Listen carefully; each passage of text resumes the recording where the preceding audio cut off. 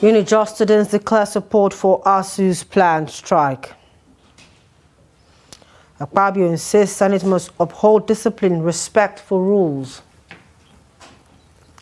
Fear and uncertainty grip Lamrude after fresh waves of violence. And the foreign saying 60 people killed in attack on Sudan's Al-Fashir. Hello and welcome to Trust News Update. I am Chamaka Mwafo.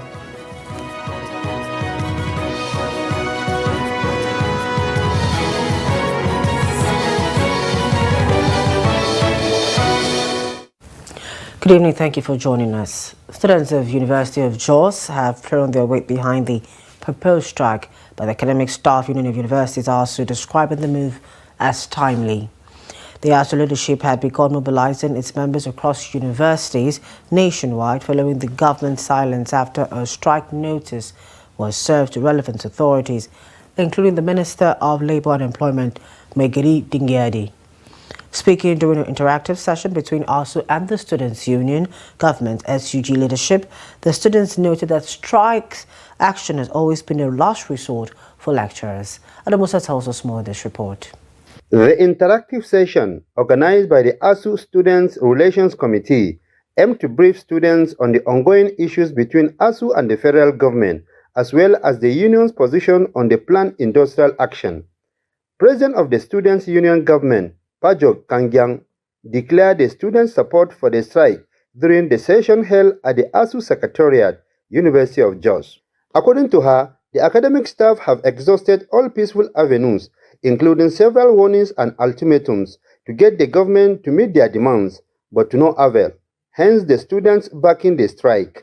I think that looking at the education system in general in Nigeria, it's not difficult to understand that Nigeria's education system is honestly very poor. As Students' Union government president, I've been to faculties where there are no seats. Sometimes there's no water in the hostel. There's no light for a couple of days. There are numerous challenges, and I do not think that the government does enough in terms of funding the universities.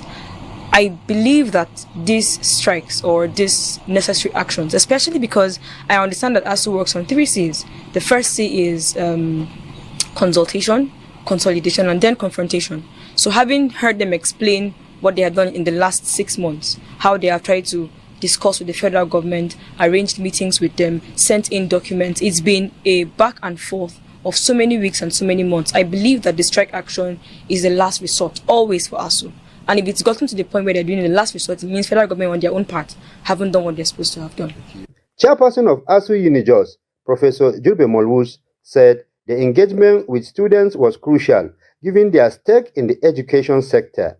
He explained that the union had explored every possible options to avoid the strike, but was left with no choice but to inform students of the impending action. At a university, without expecting enrollment, you cannot employ lecturers. Cannot employ anybody. So nobody, no matter how unaware they are, will undermine the critical stake that the students hold in the university system. And we are mindful of the fact that they feel negatively affected when we go on strike. And it is important for us to make them understand the level of sacrifices that we deploy in our actions, that we are not unmindful of the delay they suffer. And that is why whenever we resume strike, we have sleepless nights, restless days, to ensure that we complete our work and they graduate. Earlier, the convener of the session, Dr. Jimamlar, explained ASU's continuous struggle to ensure the federal government fulfills its obligations to the union and the education sector. The government has abandoned primary and secondary education. Standards have fallen. It is the same thing they want to do to our universities. Virtually every rich person in Nigeria has a stake in a private university. They want to drop the standard to the level that the private universities will now flourish. That's where we're going. That is what ASU is standing against. ASU hinted that it may declare a 1-week warning strike any moment from next week, after which an indefinite strike may follow if nothing is done. The union also urged students to use all available channels to appeal to the federal government to address their concerns before it is too late. Ado Musa, Trust TV News, Jos. Senate President Godswill Akpabio has declared that the National Assembly will not be held hostage by the disruptive instincts of any of its members. A statement issued by his media aide Eseme Eyibo on Saturday, titled "The Trials and Triumphs of a Resilient Nigeria's 10th Senate." Akpabio said the legislature's insistence on enforcing its rules was not about silencing dissent, but about preserving order and the sanctity of democratic institutions. He noted that the upper chamber must uphold discipline and respect for its rules to preserve the sanctity of Nigeria's democracy. Akpabio's comments followed a disagreement with Senator Natasha Akpoti-Oduahan, who recently returned from a 6-month suspension. Akpoti-Oduahan has continued to contest the suspension from the Senate. The 10th Senate President further defended the right of the legislature to discipline its members when necessary, drawing parallels with other democracies where lawmakers face suspension or expulsion for violating parliamentary order. Recurring violence attacks have left many communities in Adamawa State living in fear and uncertainty. In Lamrude, one of the latest flashpoint survivors of the recent Bachama-Chobo conflict, still face hunger, displacement and loss. But amid the ruins, a few hands of compassion are reaching out. Gibson Swadigo has more. Lamrude local government area has seen repeated cycles of violence, each wave leaving behind deeper wounds. The latest clash between the Bachama and Chobo communities claimed lives, destroyed homes and forced hundreds to flee. Months later, farmlands remain untended, homes deserted and families scattered. Many now depend on food aid to survive, unable to return to their normal lives. In a gesture of hope, the Catholic Diocese of Yola, working with other faith-based groups, has distributed food and essential items to 60 displaced families. It's a small act in the face of a big tragedy, but for those affected, it means a lot. We have made a kind of a needs assessment of the two different communities, and we discover that they actually need kind of assistance now, because a lot of them have lost virtually everything. And we're able to appeal to our partners in Germany, aid to the church in need that has been helping us over the years. And so they were able to send us some money in order to assist the needy. Bishop Mamza says the persistence of violence is a reminder that peace building must be everyone's responsibility. He calls for dialogue, security cooperation, and stronger community engagement to break the cycle of hate and revenge. It is the people themselves that can bring that peace about, and God will be there in order to assist them in order to make sure that that peace is sustained. But they have to initiate it. They have to come together. They have to discuss. They have to see what is happening now in between Palestinians and Israel. After 2 years of fighting, killing, destruction, now peace has to be signed. So there is no gain in war. There is no gain in conflict. For victims like Mercy James and Daniel Asogu, the aid offers temporary relief, but also rekindles the hope that peace can return someday. What happened to us, this crisis, sincerely we feel it very bad, and it affected us badly. We have nothing to say but to thank for these items that given to us. We go a long way in assisting our need in terms of food, because virtually we lost everything. My house was burned down, nothing I could pick inside my house.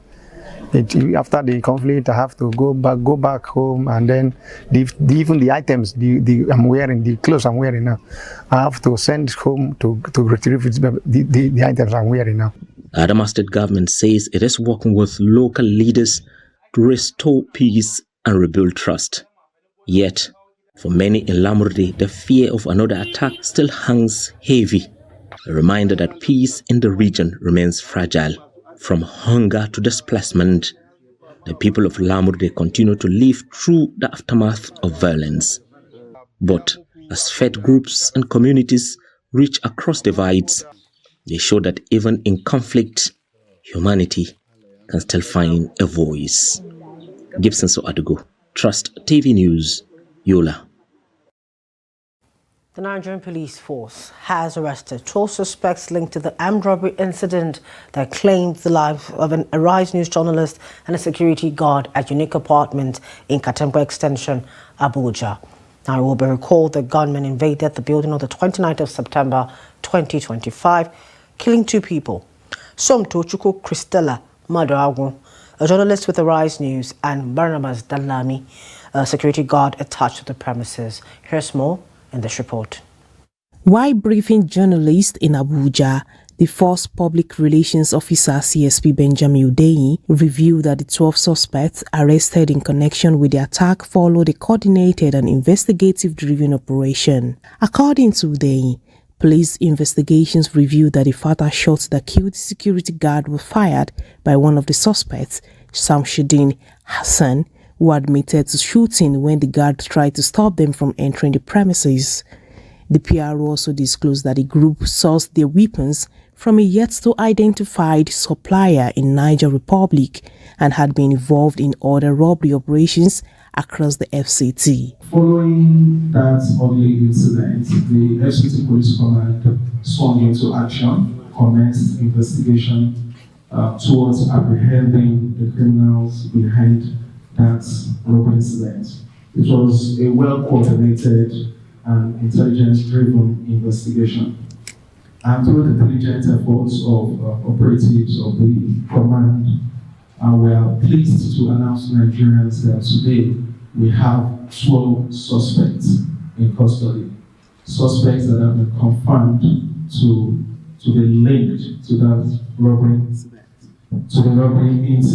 As you can see, we have 12 of the suspects. We have 9 out of the suspects here. 3 of them are in hospital receiving treatment for wounds sustained during their arrest. He commended the FCT Command's operative for their professionalism and urged residents to remain vigilant and continue to provide timely and credible information that could help prevent crime. I would like to assure Nigerians that this is not just arrest. It doesn't stop there.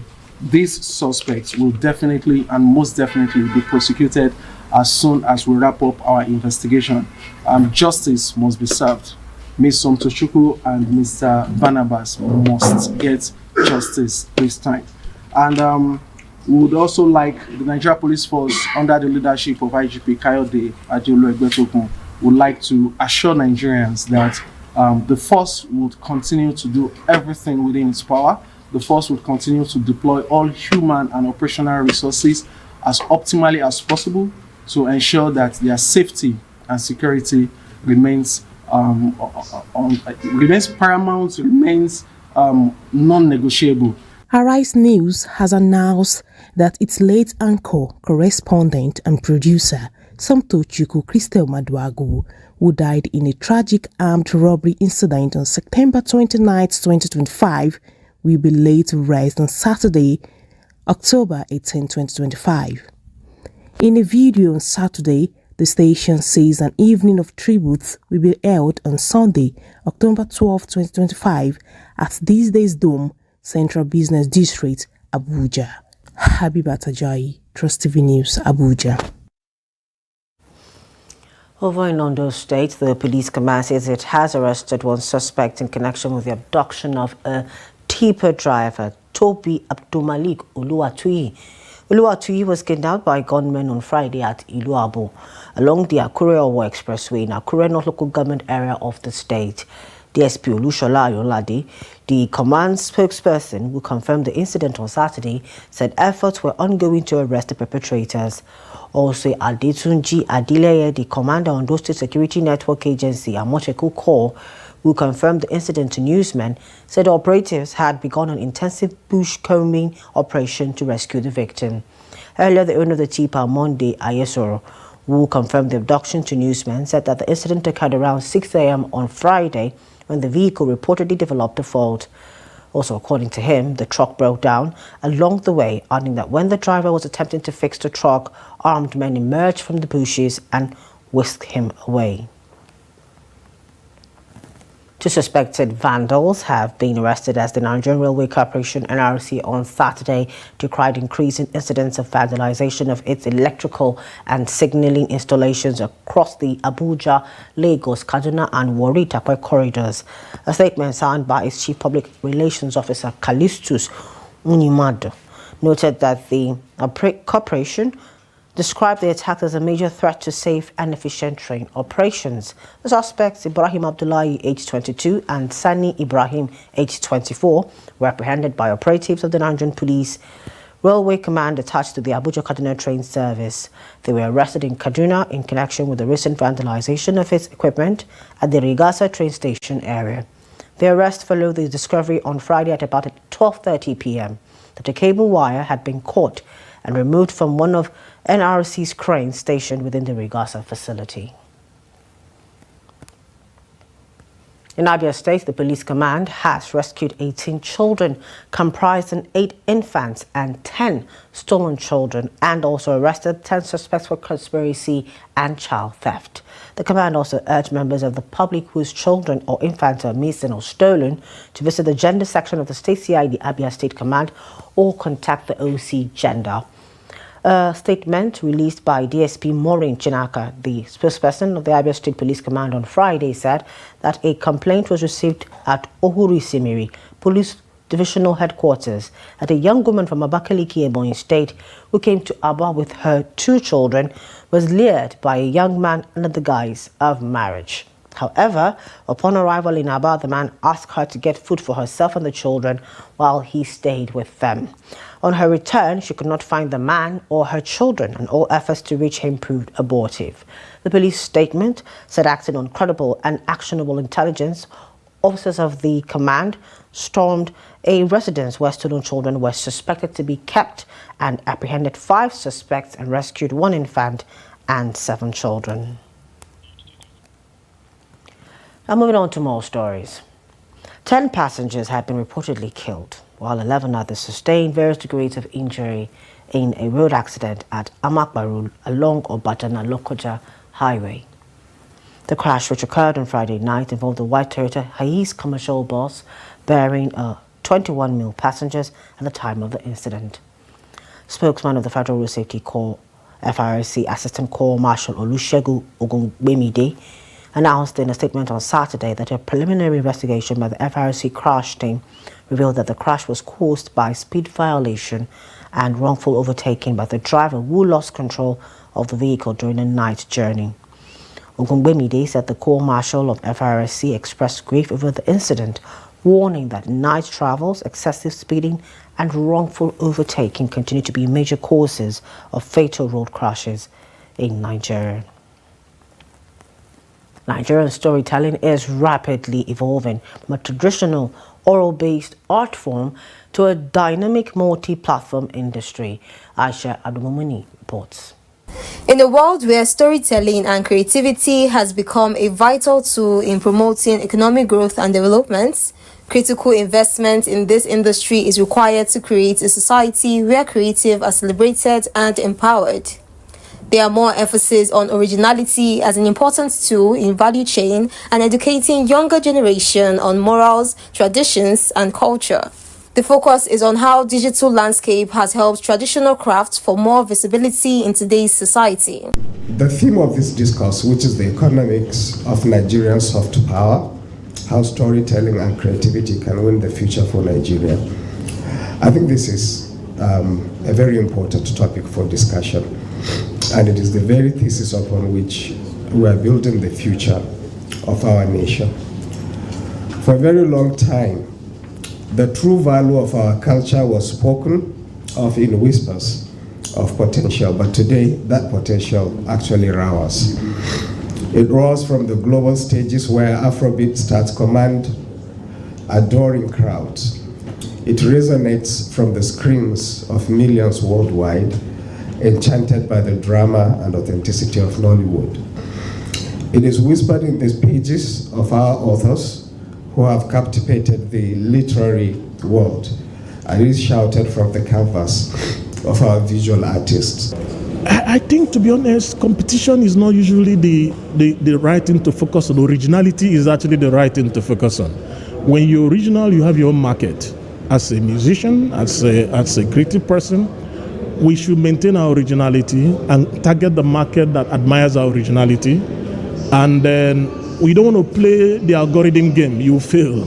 It's a very difficult game to play. But again, we need to also look at other value chains or other aspects of the value chain that we are currently not paying attention to. For me, I believe in promotion, music promotion. We need to really, really work with those who are either into music promotion or trying to go into that area. It's a very good, revenue stream that it's not algorithm dependent. So I think we need to improve on that and every other activity that can drive revenue that's not algorithm dependent. The creative industry doesn't have a time frame. It's something that goes on as far as there's life. So basically, what we need to do is to be intentional about how we, develop the sector, because the sector is our youth, majorly, and that is where our future lies. And if you check, over 65% of the population of the country are within the age range of 17 to 35 years. And one's ability to survive, even a nation's ability to survive, depends largely on how well such talents, such creativity, such endowments are harnessed. It would be very like shooting ourselves on the feet, like a no-brainer for us to say we won't embrace spherically, sporadically, or holistically, all creative talents that have been endowments that nature have given Nigeria. Driven by digital technology and the creative rival of its film and literary industry, storytelling has become a powerful tool for cultural preservation, social commentary, and a driver of economic growth. Aisha Abdulmomenu, Trust TV News, Abuja.